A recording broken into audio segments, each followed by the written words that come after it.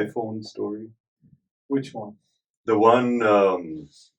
This is again part of the myths and the culture and the espoused values and the stories that go on in Apple. But here it goes. I don't know if it's true or not, so don't quote me on this later on. But here it goes. I've heard this somewhere, and it might be a myth. It might be one of those stories about culture.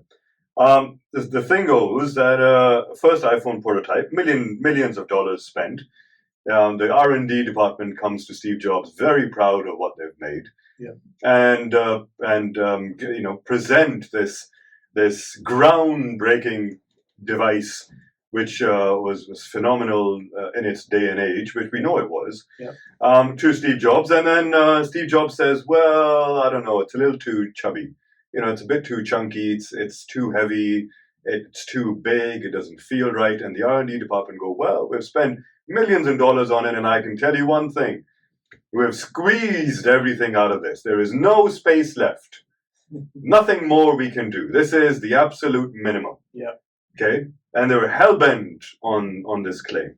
Steve Jobs takes the phone, gets up, goes to apparently a fish aquarium in his office, throws the phone in. As the phone sinks, one bubble comes out.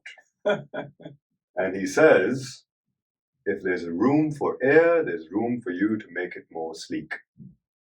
Well, that's Steve Jobs. I'm not sure how true this is, but it says, because I was reading his biography years ago when it came out. Right. And if you go through his biography, that is his personality. Right. That's the sort of guy he was. He had an eye for it.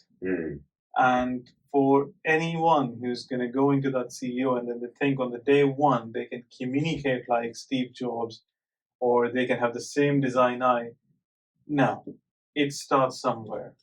I'm sure we all talk praises, we all sing praises about how successful he has been. But when you read his biography, you can come across actually how many failures he has encountered before as well. Correct. And there's nothing, it's just a famous saying that you just cannot buy experience. You cannot go and somebody can teach you experience. Yes, you can learn from other people's experiences as long as you remain open about it.